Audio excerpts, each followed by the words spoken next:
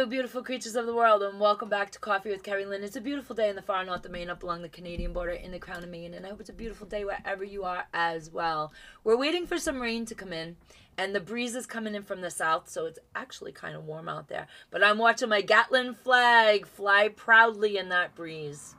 I love that flag. She's so beautiful in my front yard.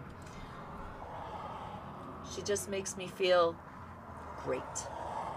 Ladies and gentlemen, beautiful creatures of the world, we're going to talk about the open border policy, the illegal migrants coming into our country on the northern border and on the southern border. The problem rests mainly in the south, but we do have a problem up here on the northern border, straight through the northern border. And we do have a problem in Maine. The difference between the illegal criminals crossing the border in Maine is our law enforcement stops them and detains them. That simple. They know where they cross. They sit there and wait. They scoop them up. And that is how it works in the north. Because that's happening, you ain't going to hear about it on the news anywhere in the country. It's actually a crisis on the northern border as well. They're not coming through in the tens of thousands, but they are coming through often.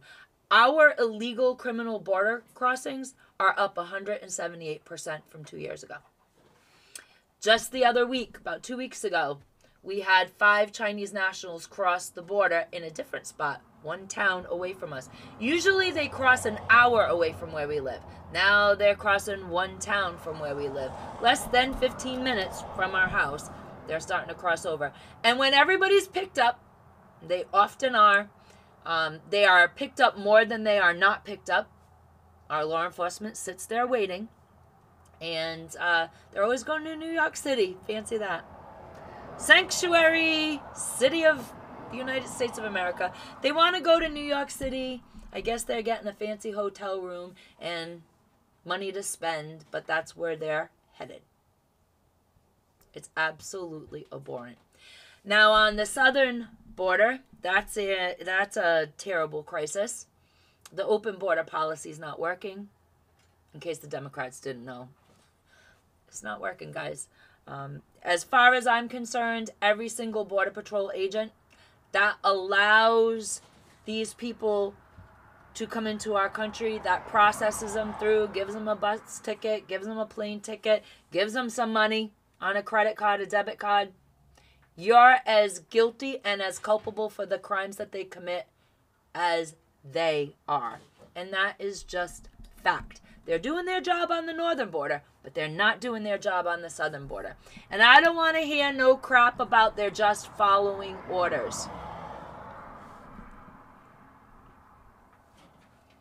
You have one job, and that is the security of our country. Let's start doing our job. Let's start doing our job. If you didn't see the Dr. Phil interview where he went down on the southern border and he was talking to the high up mucky muck down there of Border Patrol, they let him know that these kids, these children are crossing the border with phone numbers attached to them. They also know that the phone numbers most likely aren't relatives. When they call the phone number, they know they are either calling a human traffic ring. Being careful here because I don't really want to be booted off these platforms. Or a sweatshop.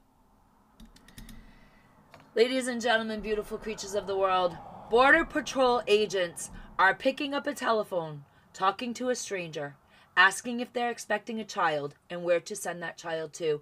And the head of the entire operation down there admitted to Dr. Phil, you go Google all this and you find that interview, admitted to Dr. Phil, he knows that they're not always going to relatives. He knows they are going to sweatshops or child trafficking rings. Let that sink into your head. Let it sink in because it is absolutely horrifying. Ladies and gentlemen, beautiful creatures of the world, this is why I say Border Patrol agents on the southern border are just as guilty of the crimes that happen in this country at the hands of the illegal criminals coming through the border.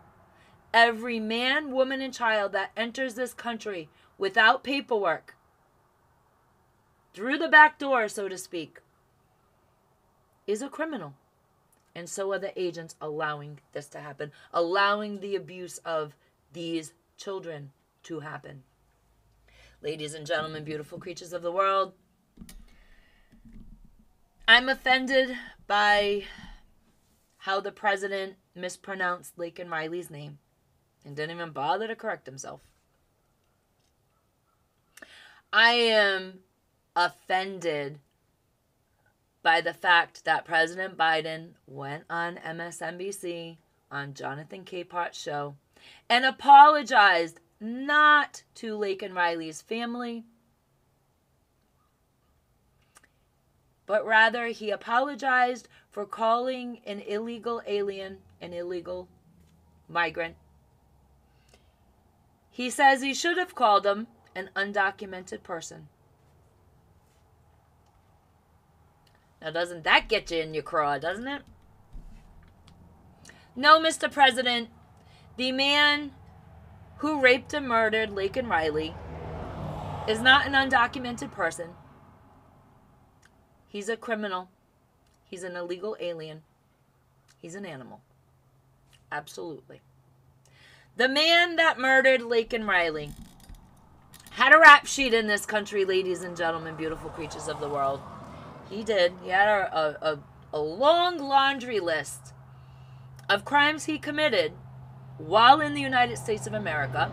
His brother is currently in jail in the United States of America for his crimes that he committed. And President Biden was concerned that he offended this animal by calling him an illegal migrant. He's a criminal. He's a criminal, Mr. President. He's not an undocumented person. He's a criminal. They are all criminals that are coming over the border without paperwork. Ladies and gentlemen, beautiful creatures of the world, in case you've been living under a rock, Laken Riley, she was a beautiful young woman. She had a passion for helping people, for healing people. She was going to become a very productive American citizen. She was born here, she was bred here, she was striving for the American dream, and it was ripped out from underneath her when an illegal, criminal, migrant animal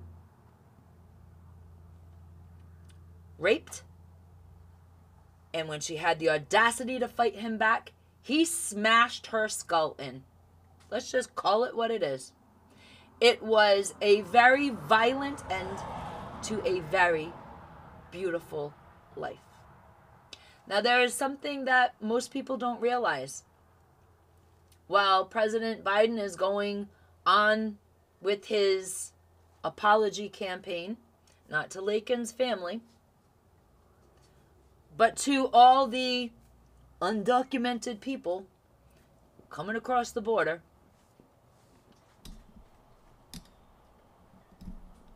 there are vigils being held in Laken Riley's honor to remember Laken, to support her family. There is no mainstream media, there's no legacy media capturing these videos. These videos are being captured by YouTubers who are attending them and by the alternative media on these platforms. There was a bill that was put forth through the House, the Laken Riley Act. And what that act is, it's a very simple thing. When an illegal criminal migrant comes over the border, because they are, We do not have a closed border policy. When an illegal criminal migrant comes across the border and commits a crime in the United States and is caught, they are not to be released. They are to be handed over to DHS, as it should be. Ladies and gentlemen, beautiful creatures of the world, this illegal criminal migrant that murdered Laken Riley had a rap sheet a mile long. He has been arrested for petty theft. He has been arrested for issues against a minor child. He has been arrested for DUIs. And he was arrested in sanctuary cities where the DAs, the Moonbat DAs, have let him go until finally he committed the ultimate crime in our country. He took the life of a beautiful woman who wanted to help her fellow Americans, who wanted to heal people. And Senator Warnock has decided that the Laken Riley Act is nothing but smoke and mirrors, and that we really need to get a bipartisan piece of legislation. This is all a big push by the GOP to score brownie points with the American public. Ladies and gentlemen, beautiful creatures of the world, when you get out there and you start talking to your neighbors, when you start talking to people, when you start talking to voters, they are fed up with the migrant crisis. These are not people coming across our border to help build this country. There are people coming across our border for other reasons. Certain cities are giving these illegal criminals hotel rooms. They're housing them. They're giving them debit cards because they don't like American food. They want to eat food from their ethnicity. While we allow homeless American families and veterans, people who serve this country, we allow them to live on the street. We don't give them any help. We don't pay attention to them. The government closes their eyes to the crisis in this country of American families living in their vehicles, living in rest stops. The American governments, the state governments, turn their heads and give the precious resources from our tax dollars to people who don't even have the ability to work in our country because they have no working papers. They can't get a job. They can't get a job until the government gives them the papers. They can't get the papers because they're here without identification. They're here illegally. And that's where our tax dollars are going, to house these people. These people who are committing crimes, whether they're committing crimes to get by, or they are committing crimes because they're just criminal element. And they're not being punished for it. They're not being held. They're not being deported.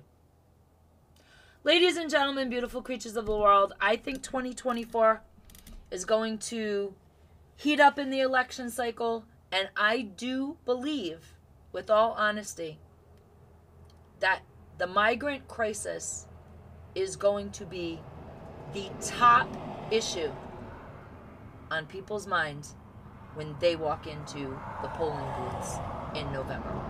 Ladies and gentlemen, beautiful creatures of the world, thank you for listening to me today. I'm sorry this is such a morose episode, but it's facts. I've been avoiding doing a lot of politic talk this week because everywhere you turn, the news is grim, the news is bleak. Ladies and gentlemen, beautiful creatures of the world, be the kindness that you want to see in the world. Be the compassion that you want to see in the world. But above all, carpe diem, because no one promised you a tomorrow.